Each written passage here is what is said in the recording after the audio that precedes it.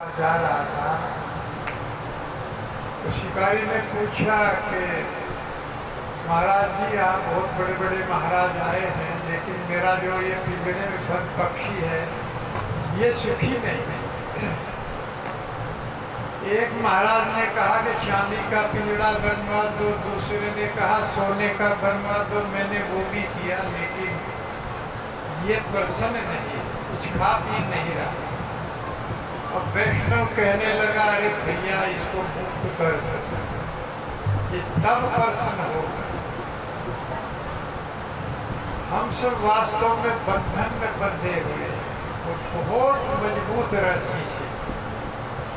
तेने ने स्वार्थ गति भी विष्णु दुर आश्या ये बहिरथ मानी, अंधा यथा अंधे रूप माना ते पीस तत्रा गुरुदामी बधा।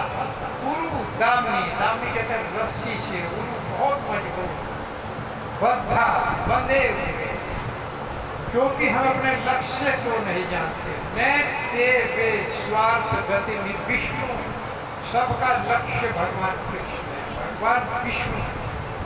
प्रत्येक जीव के अंदर कृष्ण प्रेम भरा हुआ, लेकिन वो जागृत अवस्था में नहीं, सुप्त अवस्था में चला गया है, अर्थात जागृत अवस्था में काम प्रकट हो गया।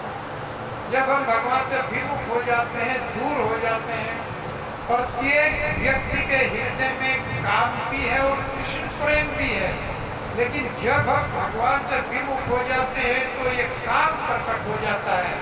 और जब हरिनाम भगवान की तरफ हम आकर्षित होते हैं तो कृष्ण प्रेम प्रकट, जो इस ब्रह्मांड की सबसे कीमती वस्तु, भगवान का प्रेम इस ब्रह्मांड की सबसे कीमती वस्तु। एक बार चैतन्य चरितामृत में वर्णन मिला है कि श्रीपाद शंकराचार्य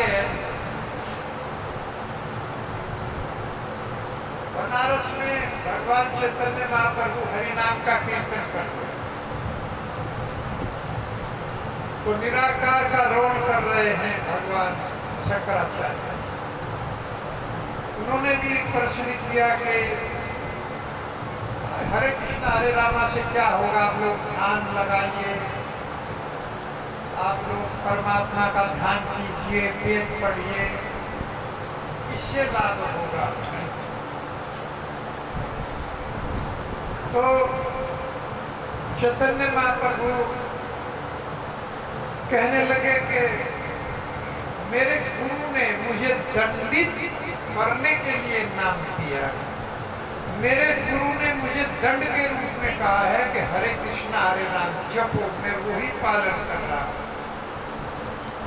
और कह रहे हैं कि ये जो हरि नाम है, मैं भूल गया कैसे श्लोक है उसे,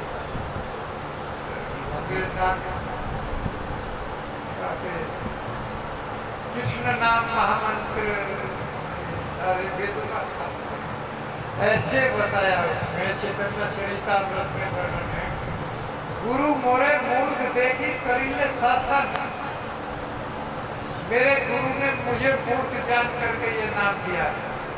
और मूर्ख तुम्ही तुम्हार नहीं वेदांता अधिकार, कृष्ण मंत्र जब सदा ऐ मंत्र सा।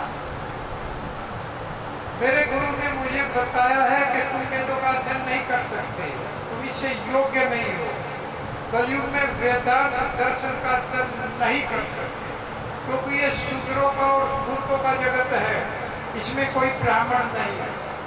इसलिए वेदांत दर्शन का तुम अध्ययन नहीं कर सकते। क्या करो, मूर्ख तुम्ही तुम्हारा नहीं वेदांत अधिकार, कृष्ण मंत्र जब सदा ही मंत्र सा।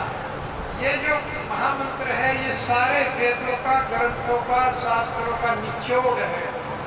अगर आप इसको करेंगे तो आप समस्त वेदों के ज्ञाता बन जाएंगे, समस्त शास्त्रों के ज्ञाता बन जाएंगे। कोई बहुत पढ़ा लिखा व्यक्ति भक्ति में आवश्यकता नहीं है, पढ़ा लिखा व्यक्ति की आवश्यकता नहीं है भक्ति में, केवल भगवान का प्रेम धारण करने की आवश्यकता है। एक बार चैतन्य महाप्रभु मंदिर में गए तो वहाँ भगवत गीता का पाठ हो रहा था। कहा कि अपने अपने गुरु के लिए भगवत गीता का पाठ करो। तो एक ब्राह्मण बेचारा बिना पढ़ा लिखा था, वैष्णव, उसने भी आदेश का पालन किया। वो पढ़ना नहीं जानता था, भगवत गीता खोल करके रो रहा था और आंसू भगवत गीता पर गिर रहे थे। क्यों? उनके साथ में बैठा तो ब्राह्मण ने कहा आपको पढ़ना नहीं आता, उधर बैठिए, क्योंकि आप हमारा डिस्टर्ब कर रहे हैं। उसको पढ़ना नहीं आता था तो वो अलग बैठ करके रो रहा। बस महाप्रभु आए और आकर के कहने लगे, उनको भी देखा और उस ब्राह्मण के पास गए कि तुम क्या कर रहे हो? कि महाराज मैं भगवत गीता का पाठ कर रहा हूँ। कि पढ़ना आता है? कि नहीं, पढ़ना नहीं आता, लेकिन गुरु का आदेश है। तो तुम रो क्यों रहे हो? क्योंकि मुझे दिख रहा है भगवत गीता के अंदर भगवान कृष्ण का मैं स्वरूप देख रहा हूँ कि जब कौरव लोग धनुष चलाते थे, बाण चलाते थे, तो मेरे भगवान अर्जुन के सारथी हैं, तो इनको भी बाण लगा होगा। मेरे अंदर ये भाव निकल रहा है, इनके अंदर से भी खून बहा होगा। तो ऐसे मेरे प्रभु योग में भक्त की रक्षा के लिए उनके नौकर बने हुए हैं, सारथी बने हुए हैं, और वो अपने ऊपर बाण भक्त की रक्षा के लिए सहन कर रहे हैं। तो मैं अपनी आंखों के आंसू रोक नहीं। महाप्रभु कहते हैं सबसे अच्छा पाठ यही होगा।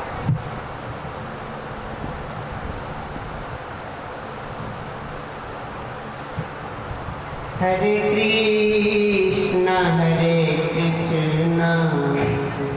कृष्ण कृष्ण हरे हरे, हरे राम